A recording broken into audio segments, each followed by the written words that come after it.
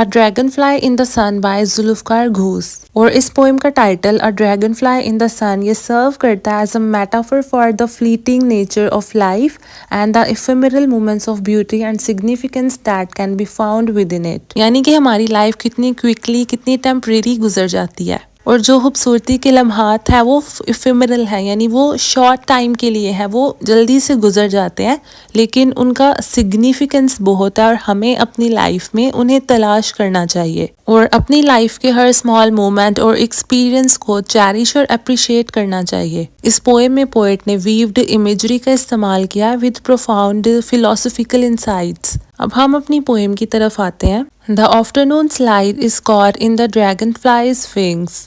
दोपहर का वक्त है और सूरज की रोशनी ड्रैगन फ्लाई के परों में पड़ रही है। Where transparency permits no reflection. Transparency का मतलब है कि ड्रैगन फ्लाई के जो पर हैं वो ट्रांसपेरेंट है और सनलाइट उसमें से रिफ्लेक्ट नहीं कर रही है बल्कि उसके परों में से गुजर रही है।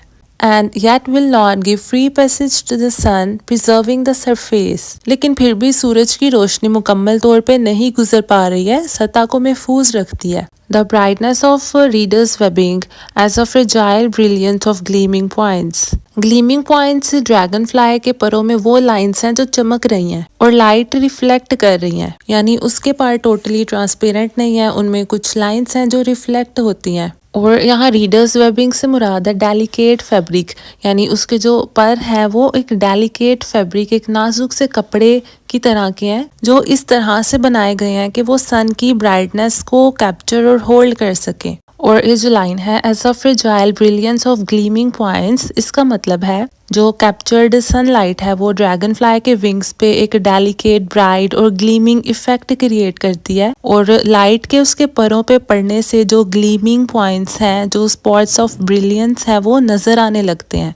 which make the wings nearly invisible and diagonal markings appear, जिससे उसके पर तकरीबन इनविजिबल हो जाते हैं और जो डायगनल मार्किंग्स हैं, जो उसके परों पे कुछ लाइंस हैं वो नजर आने लगती हैं। As tiny irradiations of very faint blue and pink when the dragonfly darts up against the sun. तो जब ड्रैगन फ्लाई सूरज के अगेंस्ट मूव करता है तो उसके परों में हल्के से पिंक और ब्लू कलर की लाइट क्रिएट होती है जिसे मुश्किल से ही नोटिस किया जा सकता है। अब यहाँ मैंने जो ड्रैगन फ्लाई की पिक्चर अटैच की है इसमें भी आप नोट करें तो आपको हल्की सी पिंक, हल्की सी ब्लू लाइट नजर आएगी। पोएट ने यहाँ पे इतनी वीव्ड इमेजरी का इस्तेमाल किया है। अब आगे चलते हैं।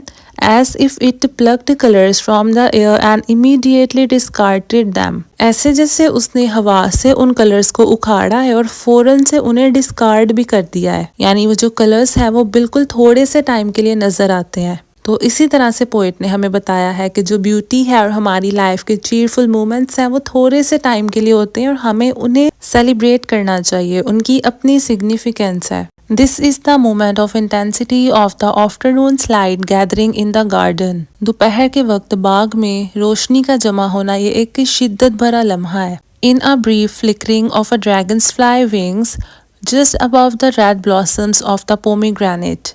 अनार के सुर्ख फूलों के ऊपर ड्रैगन फ्लाई के परों की मुख्तसर झलक में, यानी बाग में दोपहर के टाइम में अनार के दरख्त के जो फूल हैं उनके ऊपर ड्रैगन फ्लाई के परों में पिंक और ब्लू रंग नजर आ रहे हैं और ये जो लम्हा है ये बहुत फ्लीटिंग है, बहुत इफेमरल है और ये जो लम्हा है ये बहुत इंटेंस, बहुत गहरा एहसास है। यानी पोएट ड्रैगन फ्लाई के परों में पड़ने वाली दोपहर की रोशनी के असर को बयान कर रहा है और ये पोएम लाइट, कलर्स और नेचर के दरमियान एक कनेक्शन को जाहिर करती है और इस मोमेंट की इंटेंसिटी को जाहिर करती है। यानी पोएट ने इसमें हमें लेसन दिया है कि हमारी लाइफ बहुत छोटी है, ड्रैगन फ्लाई के परों की रोशनी की तरह बहुत मुख्तसर है और उसमें हमें खूबसूरती तलाश करनी चाहिए। इस पोएम के थीम्स हैं fleeting and delicate beauty, transcend nature of life and the passage of time and the intersection of beauty and impermanence. So ये एक शॉर्ट सी, खूबसूरत सी, एस्थेटिक सी पोएम है और इसका मैसेज बहुत खूबसूरत है।